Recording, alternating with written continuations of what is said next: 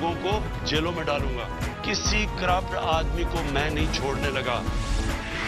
You are selected Prime Minister, तड़कियां देते हैं और धमकियां देते हैं कि हम पूरी ऑपोजिशन को जेलों में मैं भेज दूंगा। You are not a dictator. तुम तो सिर्फ कठपुतली हो, तुम्हारी तोरे तो कोई और हिला रहा है। जंग अभी जारी है, अभी हमें दायमी अमन की असल मंजिल पर पहुंचना है।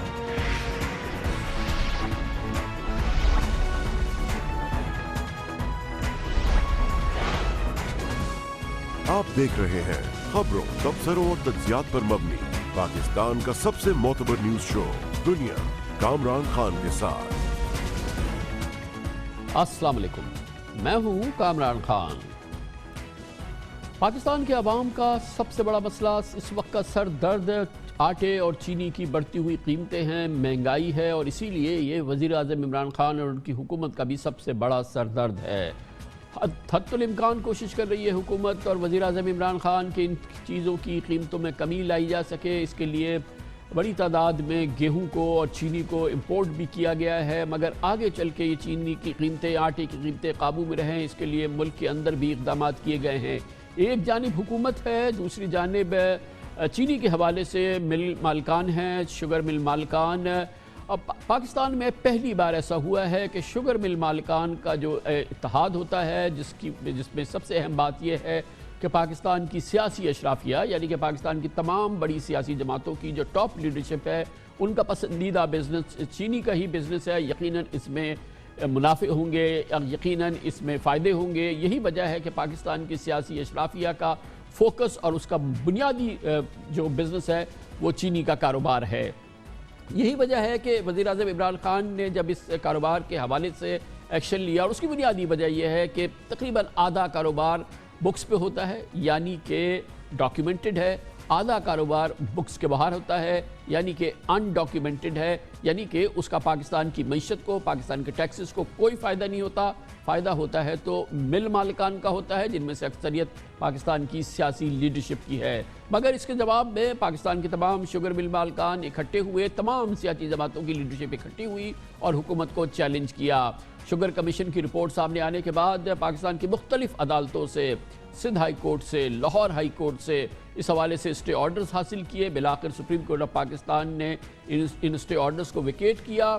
ये हुक्म इम्तनाई का सिलसिला आज भी जारी है और यकीनन आज भी ऐसा हुआ है। और अब आज लाहौर हाई कोर्ट ने इसकी मोहतरमा जज आयशा मलिक ने इस हवाले से एक स्टे ऑर्डर जारी किया, जिसके लिए शुगर मिल मालिकान ने सदा की थी कि हुकूमत का जो ये ऐलान आया है, जो हुक्म आया है कि 10 नवंबर से शुगर क्रशिंग सीज़न को शुरू किया जाए, क्रशिंग शुरू की जाए गन्ने की, ताकि फौरी तौर पे चीनी जो है वो बाज़ार में आ सके, जल्द अज जल्द बाज़ार में आ सके, चीनी की कीमतों पे जो दबाव है वो कम से कम हो सके।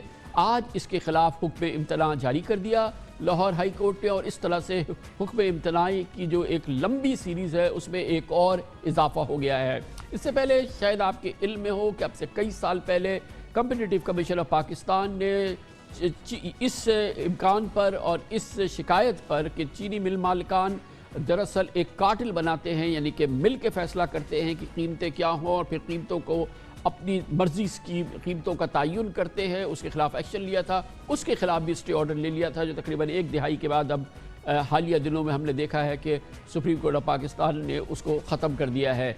अब इस पूरी कैफियत में ये नई एक जद्दोजहद, एक नई कैफियत वाज़ेह तौर पर लगता है कि शुगर मिल मालिकान नहीं चाहते कि मुल्क में चीनी की कीमतें कम हो, और हुकूमत को और इमरान खान को सज़ा देना चाहते हैं उस एक्शन के हवाले से जो उन्होंने शुगर मिल मालिकान के ख़िलाफ़ या पाकिस्तान में मजमूई तौर पर चीनी के कारोबार के हवाले से एक्शन किए हैं। ये आज की अहम डेवलपमेंट है, इस पर मज़ीद बात करते हैं। हमारे साथ मौजूद है वफाकी वज़ीर बराए इंडस्ट्रीज़, और ये चीनी के हवाले से जो मामलात हैं इमरान खान हुकूमत में, वो उसके फोकल पर्सन भी हैं। जनाब हमाद अज़हर हमारे साथ मौजूद हैं। बहुत बहुत शुक्रिया हमाद अज़हर साहब। ये बताइएगा कि बहरहाल आज लाहौर हाई कोर्ट ने ये स्टे ऑर्डर इशू कर दिया है, इससे जो चीनी की कीमतें कम करने की हुकूमत की कोशिश और काविश है वो कितनी मुतासिर होगी? शुक्रिया जी।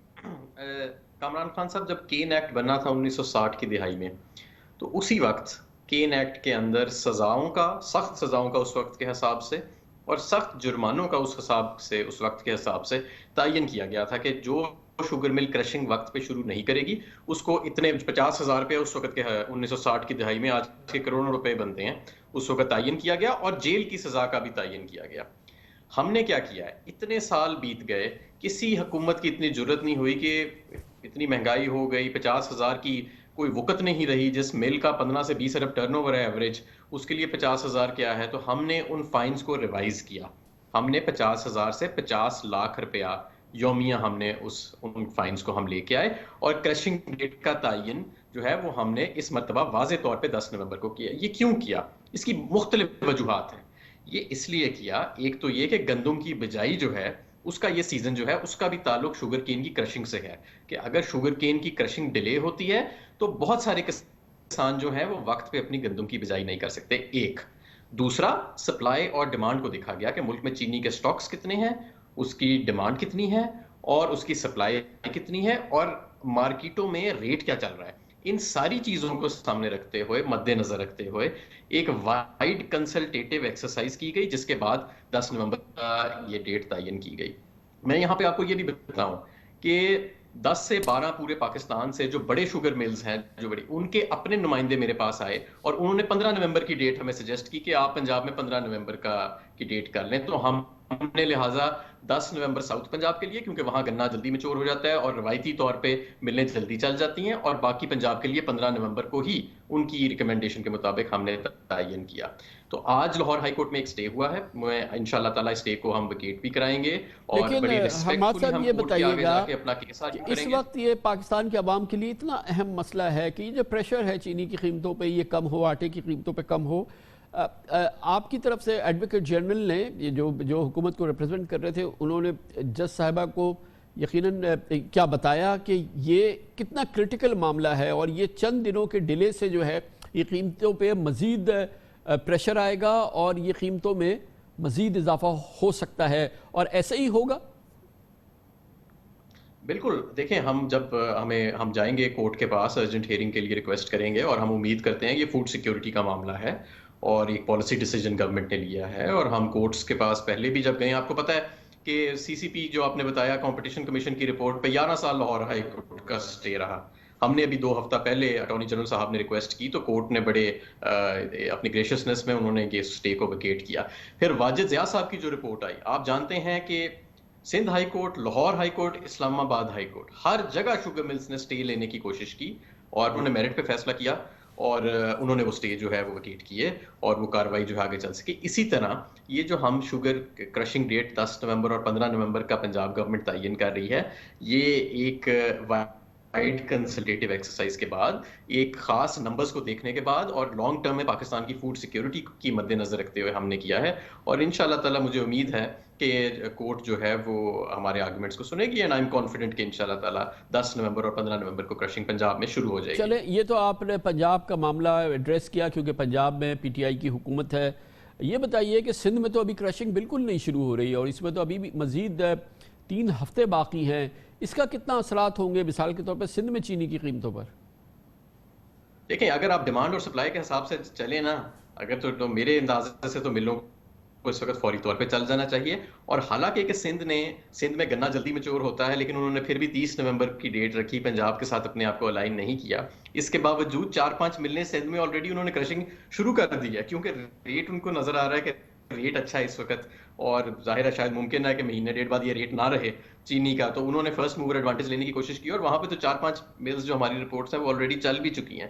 تو اس لیے یہ جو ہم نے ریٹ کا تعین کیا ہے پنجاب نے 10 نومبر اور 15 نومبر کا، یہ سوچ سمجھ کے اپنا ہوم ورک مکمل کر کے ہم نے کیا ہے، اور ہمارے پاس کوجنٹ آرگیومنٹس ہیں کہ وائی یہ جو ڈیٹ ہے آج کی سپلائی پوزیشن دیکھتے ہوئے، ریٹس دیکھتے ہوئے، ڈیمانڈ دیکھتے ہوئے، اور پوری کین کمشنرز کی رپورٹ گنے کی کراپ کے حوالے سے دیکھتے ہوئے، یہ ایک ساؤنڈ ڈیسیجن ہے گورنمنٹ کا۔ تو آپ کی یہ جو ساری سٹڈیز ہیں، یہ جو ساری چیزیں آپ کے سامنے ہیں، اب ڈاؤن دی روڈ اس اگلے 4-6 مہینے کے دوران 2021 میں وہ چینی کی قیمتیں تو نہیں رہیں گی جو 110-120 تک بھی پہنچی ہیں، اور اب ایوریج 100 روپے 98 روپے کی کلو چینی فروخت ہو رہی ہے۔ یقیناً پاکستانیوں کے لیے یہ ناقابل برداشت ہے۔ کیا آپ کو نظر آتا ہے ڈاؤن دا روڈ آئندہ چند مہینوں میں چینی کی قیمتوں کا اسکیل؟ इस वक्त कराची पोर्ट पे तकरीबन 1 लाख टन चीनी हुकूमत की जो है वो पहुंच चुकी है, और पोर्ट कासिम और कराची पोर्ट के ऊपर। और इसके अलावा जब क्रशिंग शुरू होएगी तो उससे भी फ़र्क पड़ेगा। मैं आपको ये बताऊं कि ये क्यों क्रशिंग की डेट रेगुलेट की जाती है, और ये 1960 में जो कीन एक्ट बना था ये बड़ा सोच समझ के बना था, इससे पहले भी ये मौजूद था। उसकी वजह ये है कि शुगर केन स्टोर नहीं किया जाता। शुगर केन आप काट के स्टोर नहीं कर सकते, इसे आप एक्सपोर्ट नहीं कर सकते, इसे आप करीब तरीन शुगर मिल के पास ही बेच सकते हैं, और अगर वो शुगर मिल नहीं खरीदती तो लाखों किसानों की आमदन डूब जाती है। इसलिए इस चीज़ को यहाँ मार्केट फेलियर होता है और गवर्नमेंट्स इसको रेगुलेट करती हैं, और इसको रेगुलेट करना ज़रूरी भी। और इसको मैं आपको ये भी बताता चलूँ कि ये जब इस मरतबा शुगर केन की इंशाल्लाह क्रशिंग सीजन जल्दी शुरू होता है तो आप देखेंगे कि इसके पॉजिटिव असरात अगले साल हमारे वीट क्रॉप पे भी आएंगे, और फौरी तौर पे जैसी क्रशिंग शुरू होती है इसके प्राइसेस के ऊपर भी आएंगे। बहुत बहुत शुक्रिया जनाब हम्माद अजहर हमारे साथ मौजूद थे, वफाकी वज़ीर बराए इंडस्ट्रीज़। कमर्शियल ब्रेक, उसके बाद जिक्र करेंगे सिंध हुकूमत में सिंध में करप्शन का जिक्र होता रहता है, मगर बहुत ही अहम बात यह है कि अब यहाँ पर कराची में कायम पाकिस्तान का सबसे बड़ा अमराज क़ल्ब का अस्पताल यानी कि national institute of cardiovascular disease में मुबैना करप्शन के मामला सामने आए हैं। नैब इस हवाले से मुबैना तौर पर अरबों रुपए की करप्शन के मामला की तहकीक़ात कर रही है। इसकी बात करते हैं छोटे से वक्त के बाद।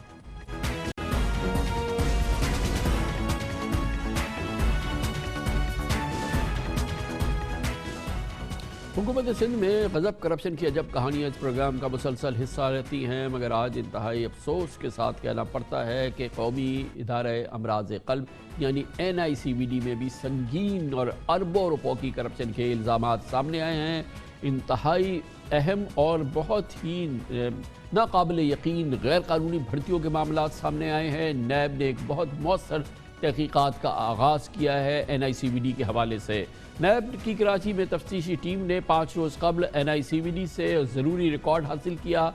नैब का कहना है कि जुलाई 2014 से जुलाई 2019 तक NICVD को हुकूमत सिंध ने 20 अरब रुपए दिए, जबकि इदारे को ज़कात फ़ंड और दीगर ज़राए से 7 अरब 60 करोड़ रुपए वसूल हुए।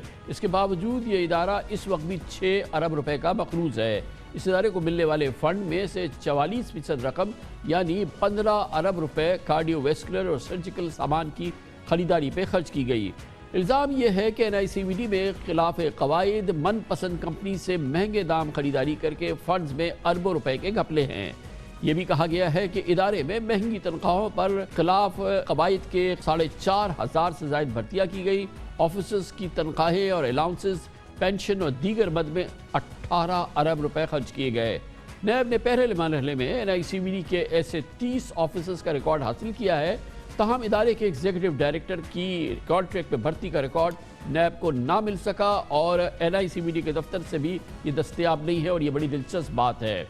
NICVD के खिलाफ ऐसे ही इल्ज़ामात के तहत FIA में भी एक इंक्वायरी चल रही है। दूसरी जानिब तर्जुमान हुकूमत सिंध मुर्तज़ा वहाब ने कौमी इदारा बराए अमराज क़ल्ब में नैब के एक्शन पर अफसोस का इजहार किया है। ये नैब का काम है अस्पतालों को देखेगा। मेरा एतराज़ इंक्वायरी इन्वेस्टिगेशन पे नहीं है, मेरा तर्ज अमल पर है। मैं कहता हूँ रेड करना गैर मुनासिब चीज़ है। सिंध हुकूमत ने सबसे पहले NICVD कराची को रिवैम्प करने का, उसको इम्प्रूव करने का एक प्रोसेस स्टार्ट किया, और 2014-15 में NICVD को एक्सपैंड करने का एक प्रोसेस स्टार्ट किया। सिंध हुकूमत ने 5 सालों में उस NICVD के एक अस्पताल को 10 अस्पतालों में कन्वर्ट किया। इन 10 अस्पतालों के अलावा सिंध भर में सिंध हुकूमत ने NICVD के 18 चेस्ट पेन यूनिट स्टैब्लिश किए। 2015 से लेके 31 अगस्त 2020 तक 74,65,158 पेशेंट्स हैं जिनका मुफ्त इलाज NICVD में हुआ है।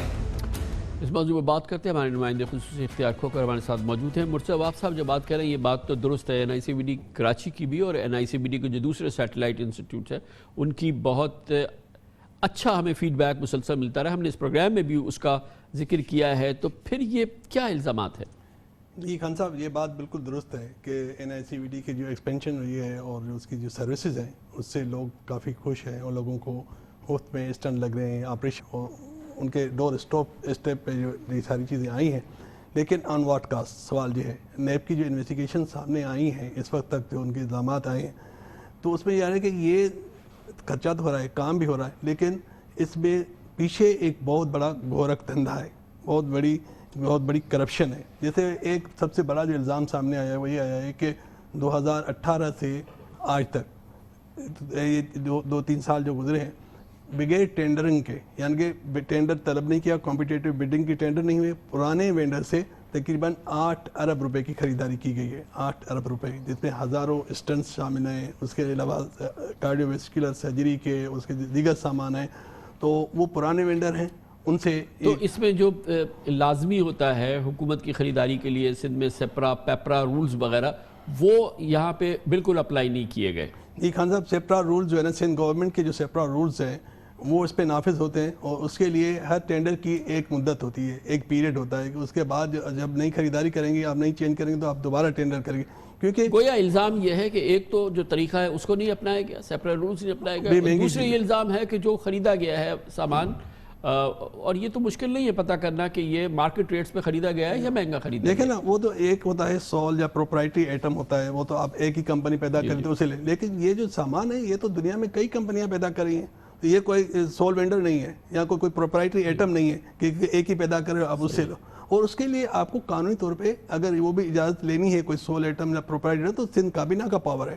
پیپرا کا سیپرا کا رول 21 ہے، جس کے تحت سندھ پیپرا یہ آپ کو اختیار دے سکتی ہے کہ ہم اس کو ٹینڈرنگ سے یا اسے بری کرتے ہیں، ان کی چھوٹ دیتے ہیں. تو ایسے کرتے بھی رہے، لیکن اس معاملے میں ایسا نہیں. یہ ایک سب سے بڑا فراڈ ہے. اور یہ جو غیر قانونی بھرتیوں کے جو الزامات ہیں اس کے بارے میں؟ جی خان صاحب، اس میں دیکھیں نا، بڑے پیمانے پر بڑی مہنگی تنخواہوں پہ لوگ بھرتی کی. اب دیکھیں جو میرے پاس جو آئی ہے انیشیل جو انویسٹیگیشن ہوئی ہے، انہیں کو جو فگر ملی ہے یہ 2018-19 کی فگر ان کو ملی ہے. اب جیسے ندیم قمر صاحب کے جو لیے ہیں وہ 4 کروڑ 58 لاکھ روپے یعنی ایک سال میں لیے ہیں، اور یہ تقریباً ماہانہ 38 لاکھ روپے بنتے ہیں اس نے. اس کے علاوہ یہ ڈاکٹر ندیم رضوی صاحب ہیں دوسرے، اس نے لیے ہیں 5 کروڑ 33 لاکھ روپے ایک سال کے اندر، یعنی کہ یہ ماہانہ بندے کوئی 44 لاکھ روپے. اس کے علاوہ یہ پروفیسر طارق اشرف ہیں، انہوں نے لیے ہیں 3 کروڑ 17 لاکھ روپے. ایک دوسرے صاحب ہیں یہ جاوید اکبر سیال صاحب، اس نے لیے ہیں 4 کروڑ روپے سالانہ. اور اس کے علاوہ ایوان صاحب ہیں جنہوں نے 2 کروڑ لیے. اور یہ اگر کوئی بڑی سرجری کرتے ہیں پرائیویٹ میں کریں گے تو ظاہر ہے بہت ایکسپینسو بھی ہوتا ہے، تو ہو سکتا ہے اس مد میں. جی خان صاحب، میں نے اس معاملے میں NICVT کی جو انتظامیہ ہے ان سے بھی معلومات کی. انہوں نے کہا کہ جی ہم نے ان کو نان پریکٹس الاؤ دیتے ہیں، لیکن ان کو منع کیا ہوا ہے کہ جو پرائیویٹ پریکٹس نہیں کرتے. تو میں نے کہا بھائی اس کے کوئی اصول ہوگا نا، کوئی بنیاد ہوگی جس پہ. تو انہوں نے کہا ہم نے SIUT سے یہ لیا ہے. لیکن میں نے جب SIUT سے معلوم کیا اور نے بھی معلوم کیا ہے تو SIUT میں جو سب سے زیادہ اعلیٰ پروفیسر ہے اس کی ماہانہ وہ لے رہا ہے 15 لاکھ روپے. 15 لاکھ سے اوپر کوئی نہیں لے رہا. لیکن یہاں جو فگر آ رہی ہے 26 لاکھ 33 لاکھ 44 لاکھ 38 لاکھ 15 لاکھ. تو یہ ایک لوگوں کو دوازا گیا ہے، اور نہ صرف اس پہ کہ گھپلا ہے اربوں روپے کا خریداری میں، لیکن HR کی سائٹ پہ بھی بڑا گھپلا ہے. تھینک یو سو مچ. اختیار کھوکر ہمارے ساتھ موجود تھے. کمرشل بریک، اس دوران نیوز ہیڈ لائن دیکھیں، جس کے بعد ہم اپنے پروگرام کے باقی حصے کے ساتھ واپس آتے ہیں.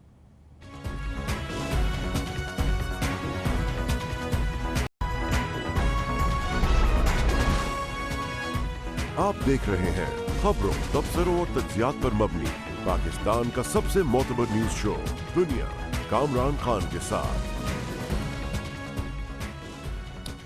دنیا کی نگاہیں منتظر ہیں کہ آئندہ 4 سال تک عالمی سپر پاور امریکہ پر کون حکومت کرے گا.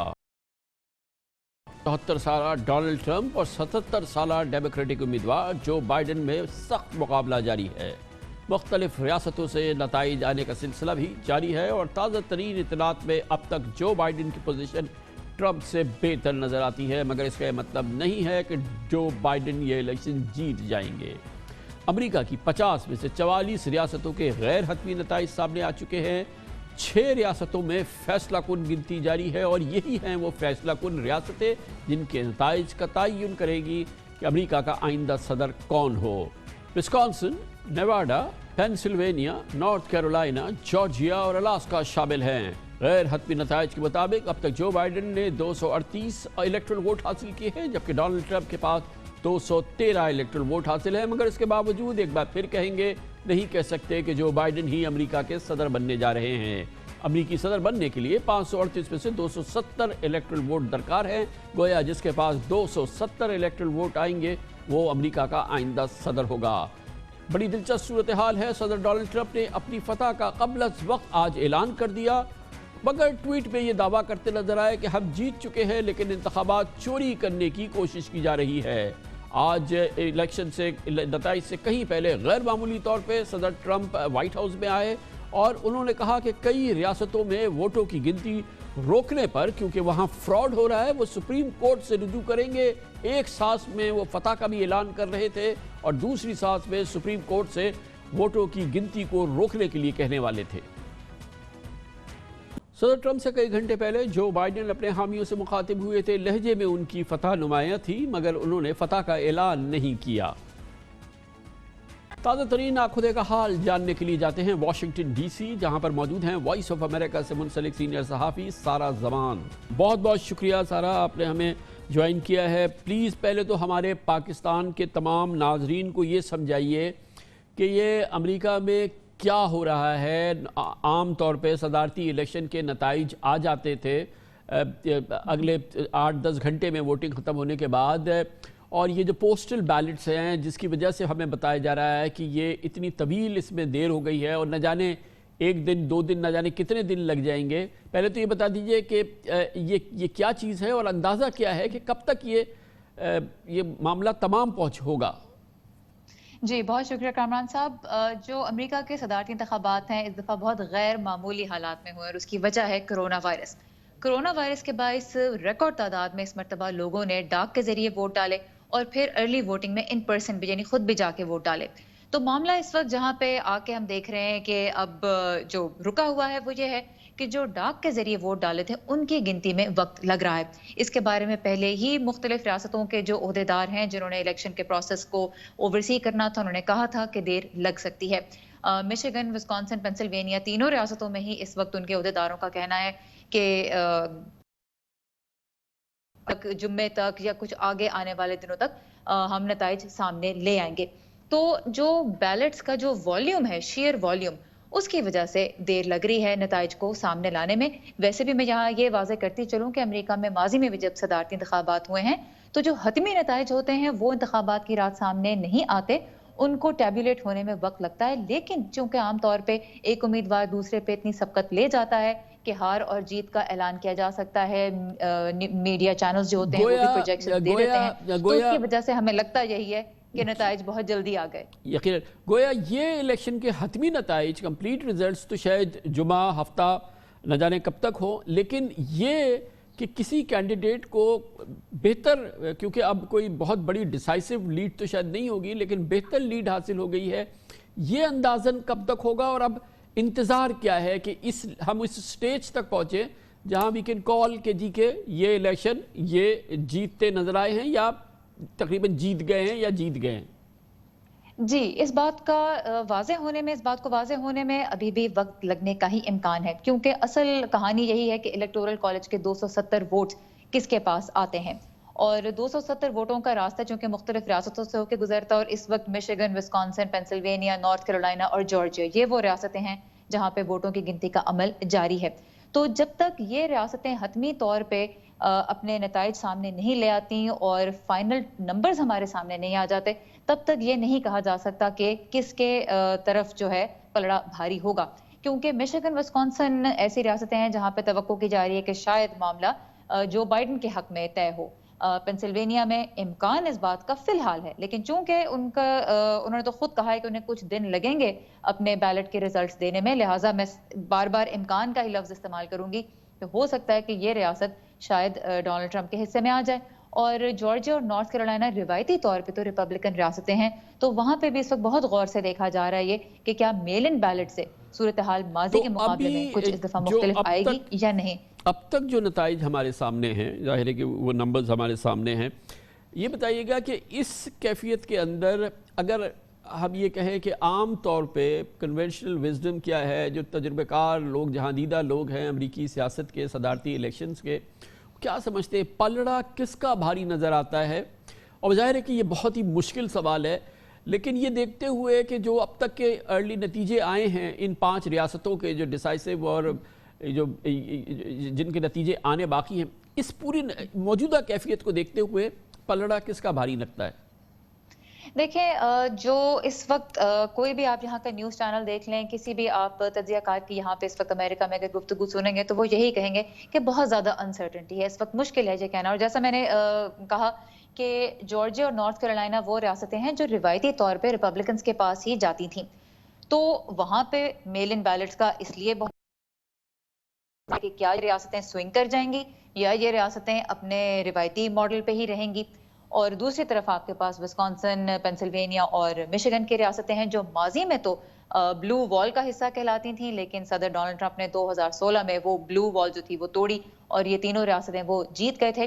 تو اس وقت ویسے تو جب الیکٹورل کالج کا ٹوٹل آپ دیکھیں تو 224 جو بائیڈن کے پاس ہیں اور 213 جو ہیں وہ ڈونلڈ ٹرمپ کے پاس ہیں. اگر صرف مشیگن اور وسکانسن ان کے پاس جاتی ہیں تب بھی 26 مزید الیکٹورل کالج کے ووٹس جو ہیں وہ جو بائیڈن کے ہاتھ آ سکتے ہیں، جس سے ان کی ٹیلی 250 تک پہنچ جائے گی. تو اس وقت بالکل ایک نیل بائٹر سچویشن ہے، کیونکہ کسی بھی ریاست کا جو نتیجہ ہے وہ الیکشن کا رخ بھی بدل سکتا ہے. اور چونکہ یہ ووٹ وہ ہیں جن کی گنتی میں وقت لگے گا، اس لیے وقت کے ساتھ ساتھ بھی نتائج کی نوعیت میں تبدیلی آئے گی. اور جب اس طرح کی نیک اینڈ نیک یہ چل رہی ہے اور یہ بالکل دونوں جماعتیں اور دونوں کینڈیڈیٹ جو ہیں وہ بالکل ایک دوسرے کی آنکھوں میں آنکھیں ڈال کے برابر کی سطح پر کھڑے ہیں، عوام میں بھی تقسیم ہوگی، عوام میں بھی ٹینشن ہوگی، اسٹریس ہوگا، اور یقیناً یہ بھی ایک بہت ہی حساس معاملہ ہے نا. جی، جن تجزیہ کاروں سے ہماری بات ہوئی ہے آج کل کے دنوں میں اس کوریج کے دوران، ان کا یہی کہنا ہے کہ جتنا ٹائٹ اس وقت مقابلہ ہے، جتنا نیک اینڈ نیک جا رہے ہیں، وہ اس بات کی بذات خود علامت ہے کہ ڈویژن کتنی ڈیپ ہے اور کس قدر منقسم ہے امریکہ کا الیکٹوریٹ اور امریکی معاشرہ سیاسی اعتبار سے.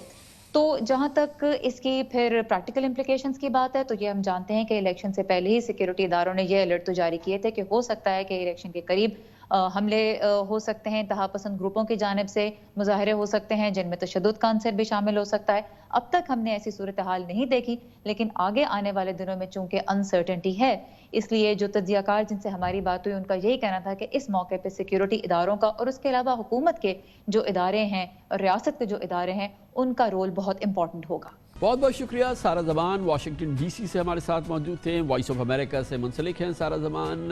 اور اب حاصل کرتے ہیں اس پوری صورتحال کا تجزیہ، اور اس کے لیے ہم نے خصوصی دعوت دی. ہمارے ساتھ موجود ہیں پاکستان کی نامور سینئر سابق سفیر، امریکہ میں سفیر رہ چکی ہیں، اقوام متحدہ میں پاکستان کی مستقل مندوب رہ چکی ہیں، برطانیہ میں پاکستان کی سفیر، سابق newspaper editor, columnist doctor Maleeha Lodhi ہمارے ساتھ ہیں. تھوڑی سی ہمیں تشریح کر دیجئے، تھوڑا سا انٹرپریٹ کر دیں کہ ایک سانس میں صدر ٹرمپ نے آج اپنی کامیابی کا اعلان بھی کیا اور کہا کہ بہت ہی سموتھ سیلنگ ان کی کامیابی کی ہو رہی ہے، اور جو ریزلٹس آئے ہیں اور آگے بھی جو ریزلٹس ابھی کال بھی نہیں ہوئی تھی اسٹیٹس، اس میں بھی انہوں نے اپنی کامیابی کا اعلان کیا.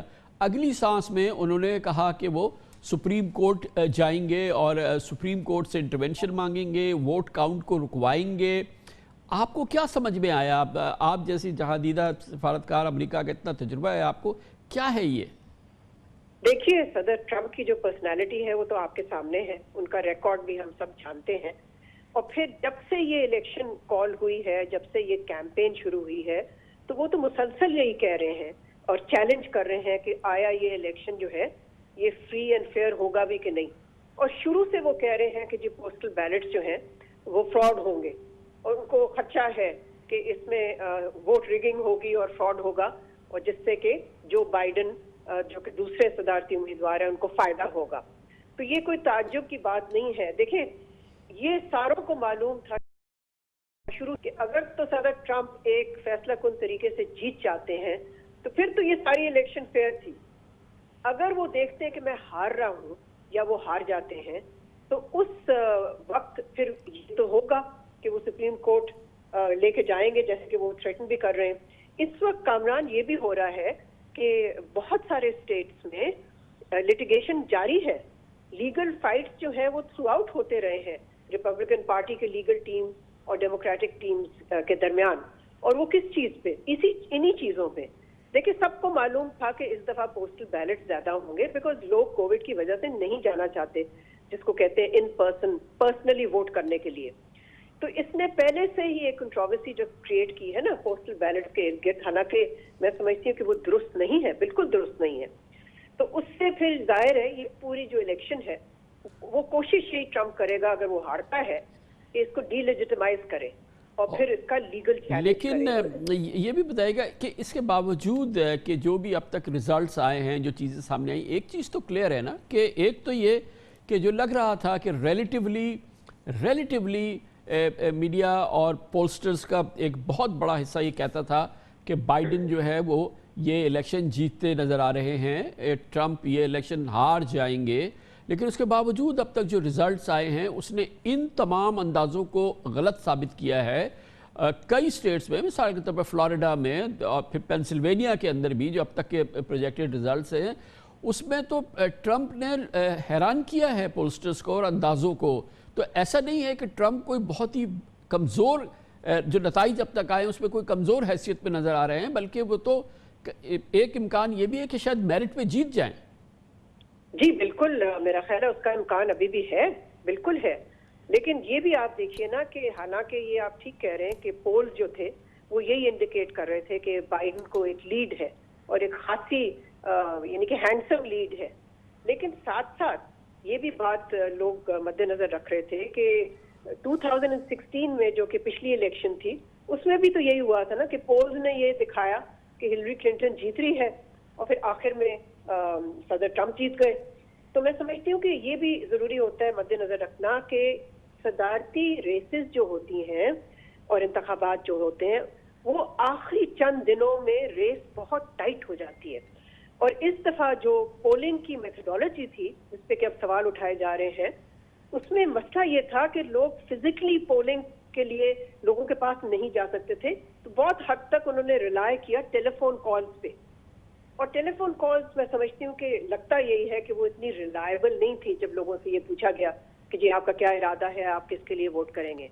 तो इस वक्त कामरान हमने देखना यही है कि अव्वल तो ये कि जो देखें हमेशा यही होता है अमेरिका की सदारती इंतखाबात में जब रेस टाइट होती है कि जिसको बैटलफील्ड स्टेट्स कहते हैं 8 है, उनमें जो मुकाबला होता है ना वो हमेशा टाइट और सख्त होता है। लेकिन मुझे तो हैरानगी ये है कि ये तो हो गई कि जो टिपिकल पोल्स के नंबर्स हैं कि वो चलें गलत साबित हुए।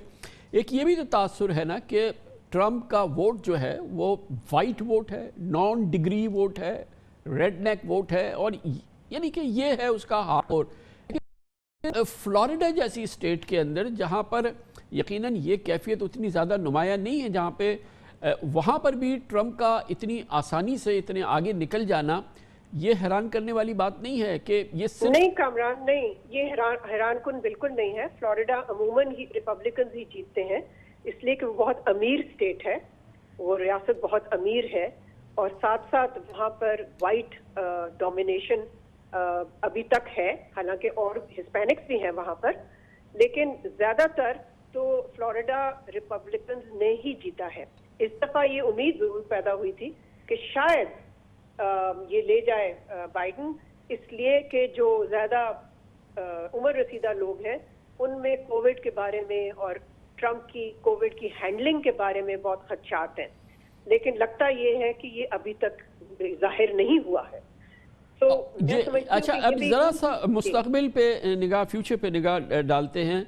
और ये बड़ा एक दिलचस्प सूरत हाल है कि ये तो काफ़ी बात हुई है कि बाइडेन अगर आते हैं और डेमोक्रेट्स आते हैं तो फिर क्या कुछ होगा, क्या बदल जाएगा, जो ट्रंप करते रहे हैं वो नहीं होगा, और फिर क्या क्या चीज़ें, क्या फॉरेन पॉलिसी में, मुल्क के अंदर दूसरे मामलात में क्या क्या तब्दील हो जाएगा। लेकिन ट्रंप जिस अंदाज में, जिस हार से जीत की तरफ आगे आ रहे हैं, ये जो माइंडसेट है ट्रंप का, और अब जो होगा उसके बाद उसका भी ज़रा अमेरिका के मुस्तकबिल पे और फिर दुनिया पे जो उसके असरात होंगे उस पर अगर आप निगाह डालें। जी कामरान, आपने वजह सवाल पूछा। देखिए, अव्वल तो ये है कि जो भी जीतता है ये इलेक्शन, 2-3 चीज़ें जो जाहिर है अमेरिका के बारे में वो मैं आपको बयान कर देती हूँ। पहले तो ये कि सख्त पोलराइजेशन है अमेरिका में। वो सिर्फ सियासी पोलराइजेशन नहीं है, वो कल्चरल पोलराइजेशन है और रेशियल पोलराइजेशन भी है। तो जो भी जीतेगा, अगर बाइडेन जीतता है तो मैं समझती हूँ उसका सबसे पहला और सबसे अहम टास्क यही होगा कि वो हील करे, जो मुल्क इतना डिवाइडेड है उसको किसी तरह से यूनाइट करे। जहाँ तक फॉरेन पॉलिसी का ताल्लुक है, میں سمجھتی ہوں کہ دونوں امیدواروں کی پالیسیز بہت مختلف ہوں گی.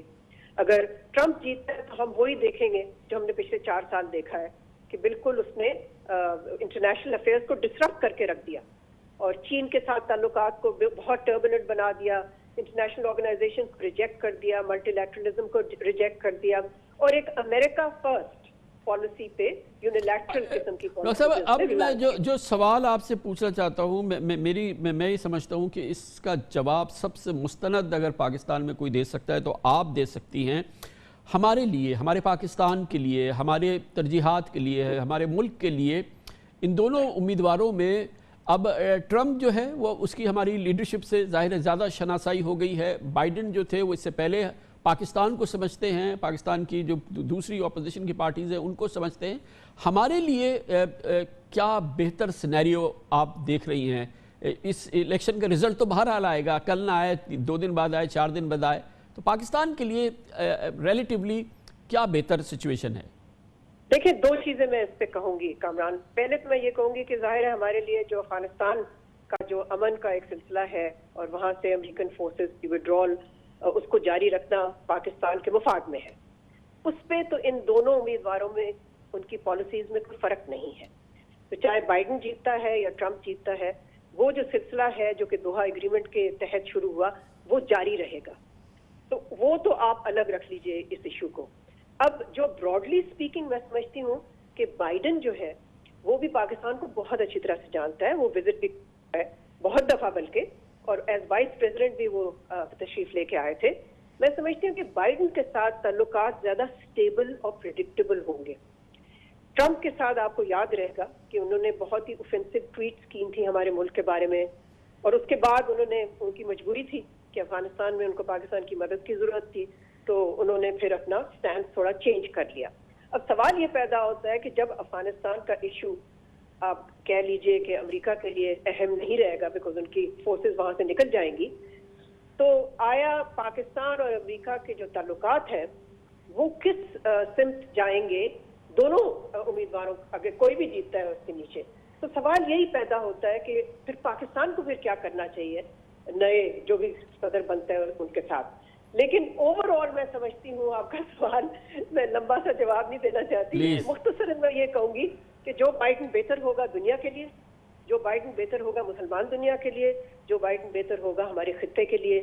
اور ٹرمپ کی جو ایریٹک, انپریڈکٹیبل اور ومزیکل پالیسیز رہی ہیں, میں سمجھتی ہوں وہ دنیا کے مفاد میں اور پاکستان کے مفاد میں بھی نہیں رہی. بہت بہت شکریہ ڈاکٹر ملیحہ لودھی. فیصلہ کن انداز میں کہتی ہیں کہ مجموعی طور پہ جو بائیڈن پاکستان کے لیے بہت بہتر رہیں گے. کمرشل بریک, اس کے بعد پھر جائیں گے واشنگٹن ڈی سی, وہاں سے بھی تجزیہ حاصل کریں گے کہ آئندہ الیکشن کے نتائج کیا ہونے جا رہے ہیں, پاکستان پہ اس کے کیا اثرات ہوں گے. چھوٹے سے وقفے کے بعد ویلکم بیک. وقفے سے قبل ہمارے ساتھ ڈاکٹر ملیحہ لودھی تھیں جو کہ ایک انتہائی سینئر تجربہ کار سفارتکار کا تجزیہ ہمیں دے رہی تھیں امریکہ کی موجودہ صدارتی الیکشن کی کیفیت پر. اور اس سلسلے میں جیسے کہ آپ نے سنا, جہاں تک پاکستان کا تعلق ہے, ڈاکٹر ملیحہ لودھی یہ سمجھتی ہیں کہ پاکستان کے لیے ہر لحاظ سے یہ بہتر ہوگا پاکستان کی جو فارن پالیسی انیشیٹیوز ہیں یا جو اس کی پرائرٹیز ہے کہ جو بائیڈن یہ الیکشن جیتے, ڈیموکریٹس کے آنے سے, جو بائیڈن کے آنے سے پاکستان کے لیے معاملات زیادہ سہل رہیں گے. دیکھتے ہیں امریکہ میں موجود تجزیہ کار, اینالسٹ اس پوری صورتحال کو, ریسرچرز کیسے دیکھ رہے ہیں اور ایک لیٹ بیک ویو حاصل کرتے ہیں. اور اس کے لیے ایک بار پھر ہم جائیں گے واشنگٹن ڈی سی میں. ہمارے ساتھ موجود ہے نامور تھنک ٹینک بروکنگز میں فیلو ہیں فارن پالیسی کی ڈاکٹر مدیحہ افضل ہمارے ساتھ موجود ہیں. بہت بہت شکریہ ڈاکٹر مدیحہ افضل, آپ نے ہمیں جوائن کیا ہے. ہم پاکستانی جو کہ ہم یو ایس کو اور امریکن پالیٹکس کو میڈیا کی نگاہ سے دیکھتے ہیں, ہم نیو یارک ٹائمز پڑھتے ہیں, واشنگٹن پوسٹ پڑھتے ہیں, CNN دیکھتے ہیں, ان تمام امریکن مین اسٹریم میڈیا کو فالو کرتے ہوئے ہمیں یہ بڑی حیرانگی ہو رہی ہے کہ ڈونلڈ ٹرمپ اب بھی اتنی فارمیڈیبل طریقے سے وہ الیکشن میں نیک اینڈ نیک کھڑے ہیں جو بائیڈن کے مقابلے میں, اور یہ بات خارج از امکان نہیں ہے کہ وہ یہ الیکشن جیت جائیں. ان تمام کمزوریوں کی, ان تمام ناکامیوں کی, ان تمام کرپشن کی کہانیوں کی, ان تمام الزامات کی جس میں یہ تک الزام شامل ہے کہ وہ روس کے ایجنٹ ہے, اس کے باوجود जो बाइडेन की माफ़ कीजिएगा ट्रंप की इस किस्म की कामयाबी और इतना उनकी जो रोबस्ट इस वक्त स्टैंडिंग है, इसकी वजह क्या है? जो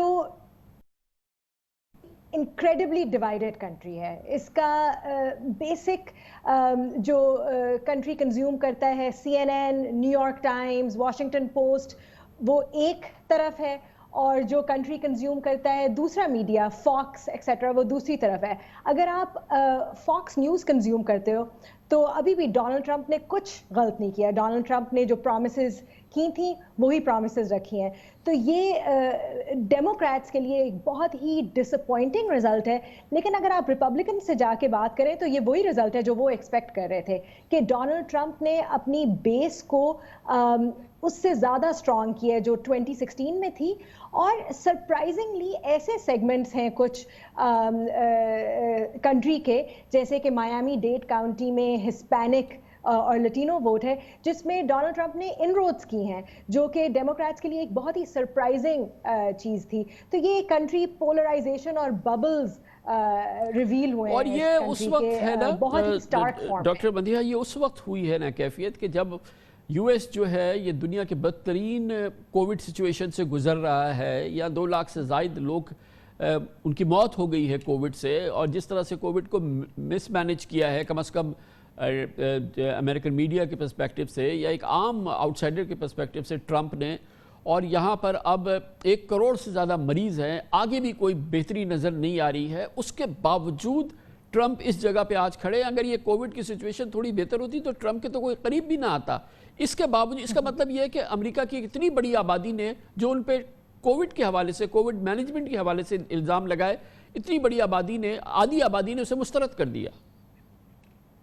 जी, अगर आप बात करें जो ट्रंप सपोर्टर्स हैं उनसे कोविड की और कोरोना वायरस की सिचुएशन की, तो वो बहुत क्लियरली ये कहेंगे कि कोरोना वायरस ट्रंप का कसूर नहीं है, वो चाइना से आया है और इसको इतना ही मैनेज किया जा सकता था। तो ट्रंप ने अपनी बेस को कन्विंस किया है कि जो कोविड मैनेजमेंट थी वो ऐसी ही हो सकती है, बिकॉज वो इकोनॉमी को फुली शट डाउन नहीं करना चाहते थे। एंड जो डेमोक्रेट्स के लिए ये बहुत बड़ा सरप्राइज है, डेमोक्रेट्स ये समझते थे कि एक लैंडस्लाइड विक्ट्री हो सकती है बिकॉज ऑफ कोविड।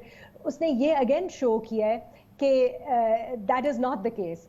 इनफैक्ट जो ट्रंप की रेटोरिक और ट्रंप की जो केस है कोविड के बारे में, वो ट्रंप की बेस ने फुली बाय किया है। ये फरमाइएगा कि गो के आई नो कि सारा मीडिया, सारे स्पेशलिस्ट, वो सब ये कहते हैं, एक्सपर्ट सारे ये कहते हैं कि बहुत ही नेक एंड नेक फाइट है, बहुत मुश्किल है कहना।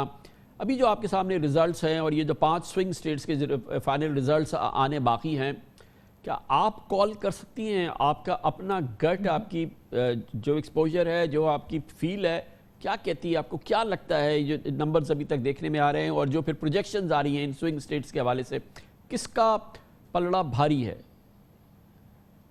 आई थिंक ये एक नेक एंड नेक इलेक्शन है, ये नेल बाइटर है और हमें वेट करना होगा।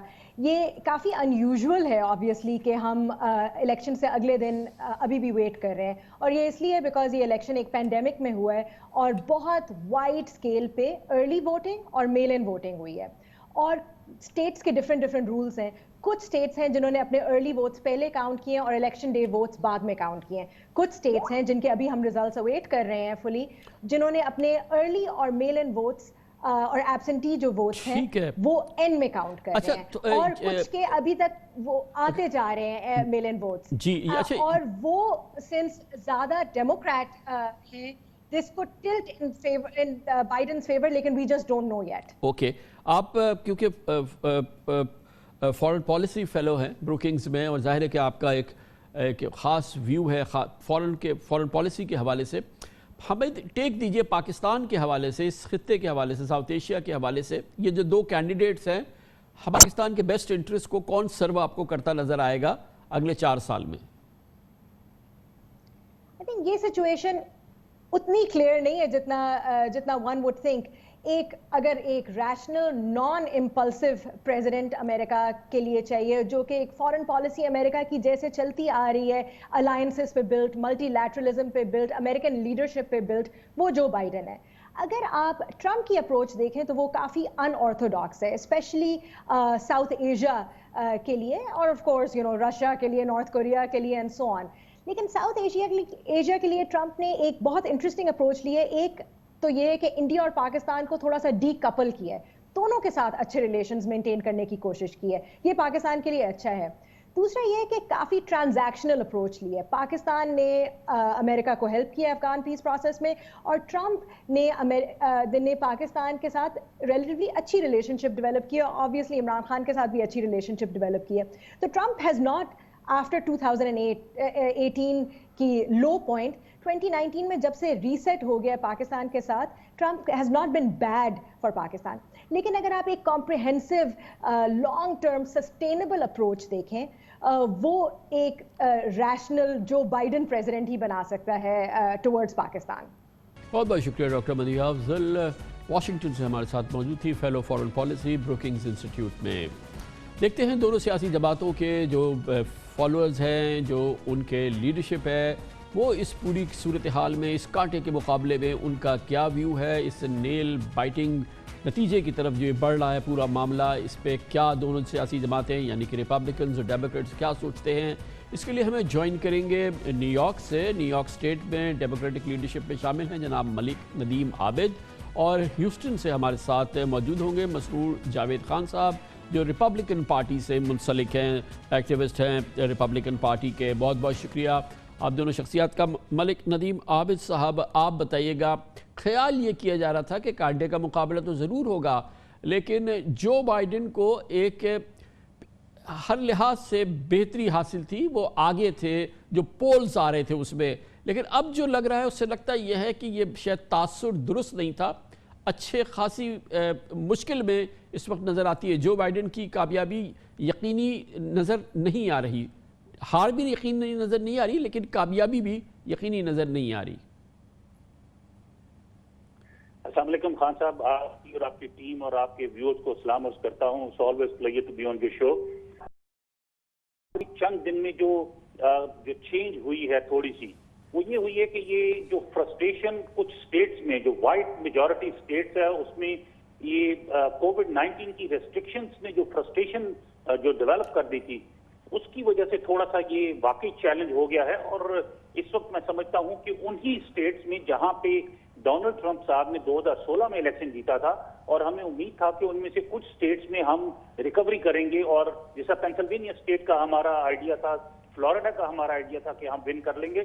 لیکن just because of this COVID-19 frustration اور وہ لوگ اس لیکن ملک صاحب یہ جو آپ فرما رہے ہیں، یہ اس کا ایک پہلو ہے. آپ دیکھیں فلوریڈا میں جہاں پہ نان وائٹس جو تھے، انہوں نے بہت بڑی تعداد میں ٹرمپ کو ووٹ دیا ہے. یہ تو ایک یہ پہلو تو ہمیشہ سے پوشیدہ تھا. کوئی نہیں کہتا تھا کہ یہ نان وائٹ ووٹ، اس طرح کا ایتھنک ووٹ جو ہے وہ ٹرمپ کو پڑے گا. یہ بہت بڑی ایک سرپرائز ہے.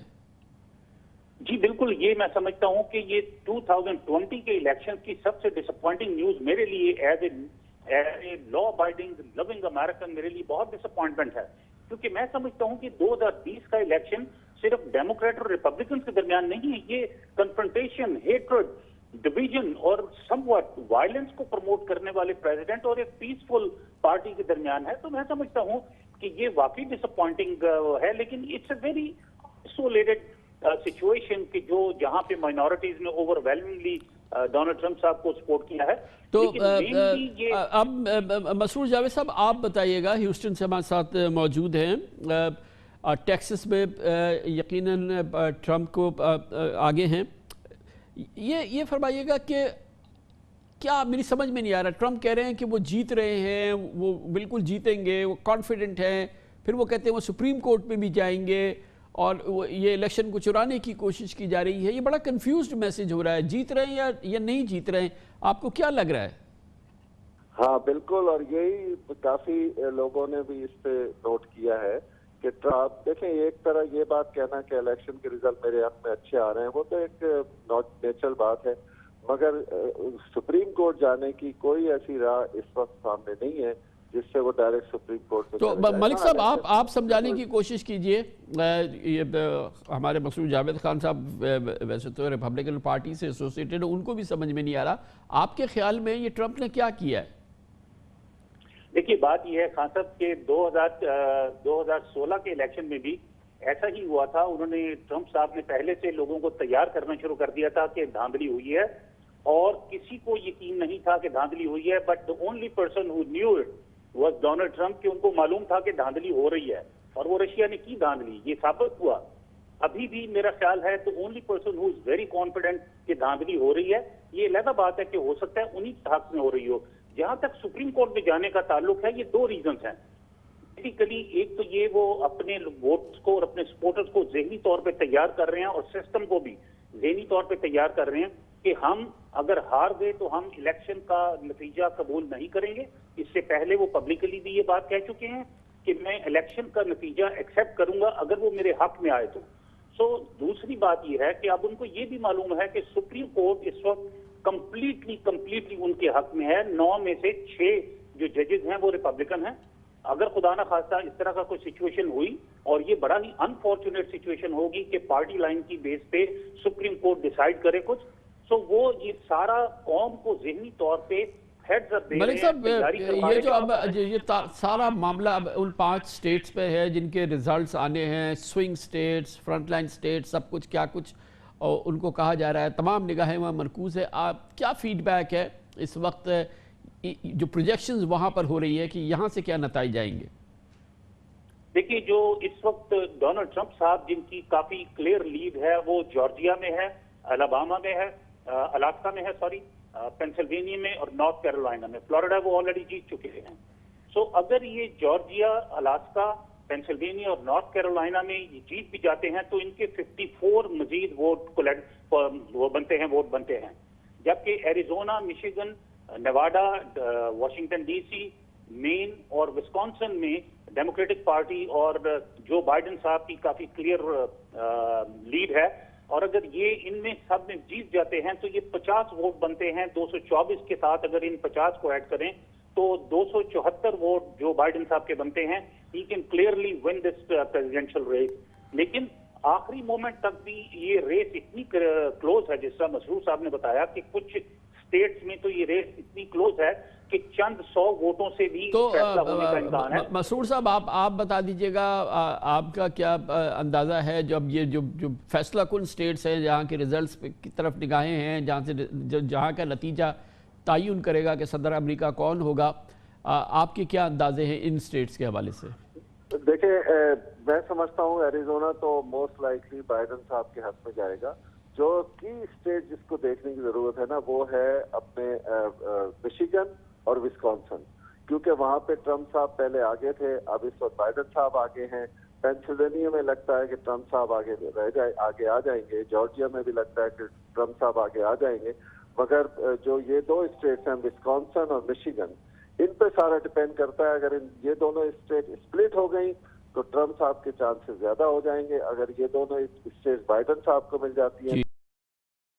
बहुत शुक्रिया जनाब मलिक नईम आबिद, डेमोक्रेटिक पार्टी के हमारे साथ न्यूयॉर्क स्टेट से मौजूद थे, और जनाब मसूद जावेद खान ह्यूस्टन टेक्सास से। इसके साथ ही हमारे आज के प्रोग्राम का इख्तिताम होता है। कल आपसे फिर मुलाकात होगी इंशाअल्लाह। कल तक के लिए कामरान खान को इजाज़त। अल्लाह हाफ़िज़ Nasir. Hi, it's Sayyeda Shanaz here. Thank you for watching Dunya News. For more videos and updates, don't forget to click the subscribe button. Keep watching Dunya News.